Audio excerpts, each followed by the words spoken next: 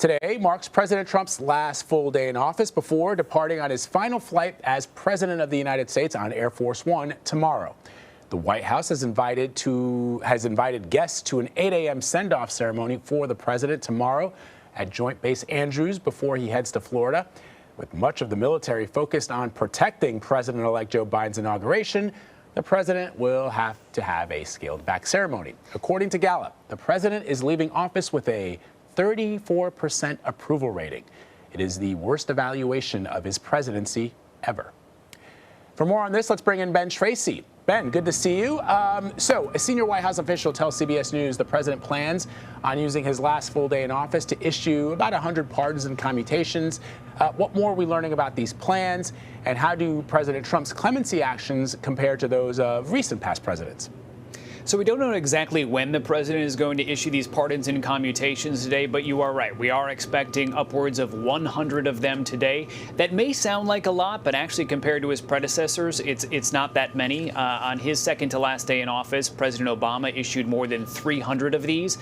Those were mostly for low-level drug offenders who had mandatory sentences, and that was something that the then president had been focused on. The real question today is who is going to be on this list. Will there be more controversial pardons or commutations? The president has gotten a lot of those out of the way already, pardoning some of the people who have worked for him here at the White House or been close to him that were caught up in the Russia investigations. So we'll see who is left. There are some reports that there are going to be some high-profile names, including some high-profile rappers. We are expecting many people on the list to not be household names, not people that you're aware of.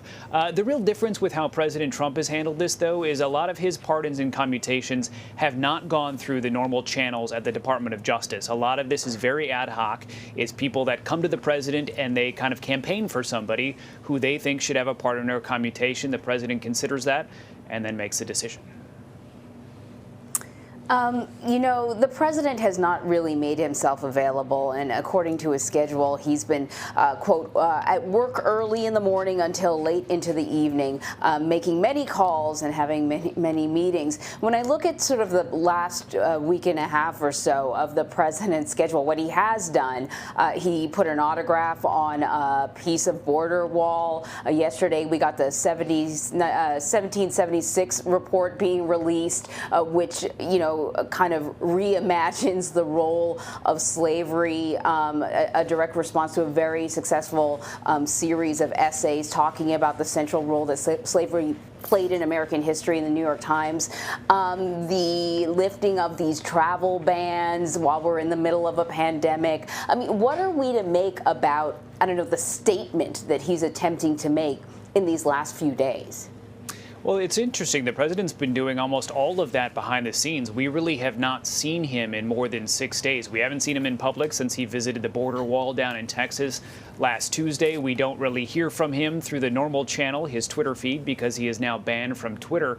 And so for a president who has been very visible, very much the center of attention in this country, he is going out very MIA. He's been behind the walls of the White House here. He's been meeting with the very few aides that are left in the West Wing in the Oval Office. We can tell you it's very much a ghost town in there at this point. Most of the offices are cleared out, and he has just a couple of people around him.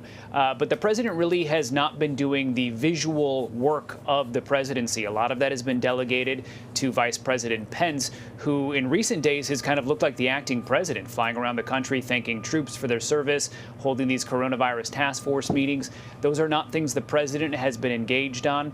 And you mentioned this strange sentence that's been on his calendar every day because they haven't even bothered to list what he's actually doing. You know, it says that he's going to make many calls and have many meetings. It sounds strange. It almost sounds like something President Trump would say. And in fact, we are told by a source here at the White House that he wrote that paragraph himself, and that is what has been on his schedule for about 2 weeks now. I don't believe it. He wrote that himself, Ben? Come on. He wrote it himself. Let me ask you about the announcement from the president that he would lift COVID-19 related travel restrictions on travelers from Europe and Brazil as of January 26. With the pandemic getting worse and more contagious variants of the coronavirus emerging around the world, and even here in the U.S., What prompted this? And what are you hearing, perhaps, from the incoming Biden administration, what they're going to do about this? I mean, presumably, they could possibly just reinstate it, but why is President Trump doing this? So the president issued this executive order last night, did not really explain his decision, but in fairness to him, this seems to be because the CDC has said that as of January 26th, it will require a negative COVID test for all international travelers entering the United States. So one can surmise that the thought process here is as long as that regulation is now in place as of the 26th, then you could start to lift some of these travel bans from European countries and from Brazil, which could help things like international business and tourism. So that seems to be the thought process here. As long as you're coming in with a negative test, you're not as big of a threat. But in terms of the Biden administration, they came out very quickly after the president sent this out last night and said that's not going to happen. And because Joe Biden takes office on January 20th, and this would not go into effect until January 26th, this appears to be much ado about nothing at this point. So, Ben, because unconventional is an understatement for, this transition of power, but the thesaurus in my brain is not quite clicking in right now. Here we have a situation where the president, because he's not attending the inauguration like almost every other outgoing president has, with the exception of one, he will be flying to Florida while he is still the president, which means he will have the nuclear football, right? That's the briefcase with the nuclear codes. But while he is in Florida, after noon, President-elect Joe Biden will become the president. So he will then need a nuclear football. So now we're going to have two? The good news is there is more than one. So you are right. The president, until 11:59:59, has all the powers of the presidency at his disposal, including the most serious ones, the ability to launch nuclear weapons. So he would have that nuclear football with him on Air Force One.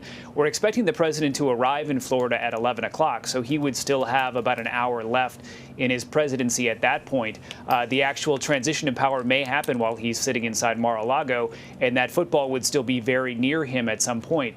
As soon as President Biden is sworn in, that nuclear football that was with the president at Mar-a-Lago, that gets deactivated. It no longer works. And the president-elect, now President Biden, would have his own here in Washington at his disposal as well. There is a briefing that the incoming president gets on the nuclear codes, and that's probably already taken place, according to our colleague David Martin, based on how these things have happened in the past. We should mention, in addition to the nuclear football, that's not the only thing that becomes deactivated for President Trump as soon as President Biden is sworn in. That big airplane known as Air Force One that would be sitting on the tarmac there in Palm Beach, that will be swiftly returned to Joint Base Andrews here in Washington and no longer be at President Trump's, then former President Trump's disposal. Yeah, I had wondered that too, Ben, about the football. I had assumed in my brain that it was sort of like the cable bill. If you don't pay it, they just sort of like pull the plug and you can't use it anymore. You can't use that cable box. One of the things that I'm curious about, Ben, and this may not even be, there may not be a lot of information about this, but we know that former presidents do continue to receive intelligence briefings should they want them.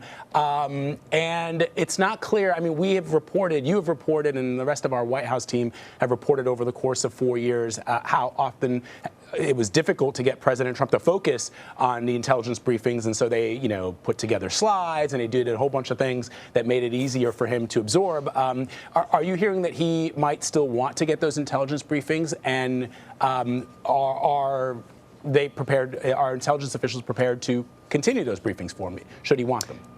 Yeah, so that's something that is done as a courtesy for former presidents. Sometimes it's done because they're involved in some sorts of foreign policy outreach to other world leaders if it's helpful to the current president.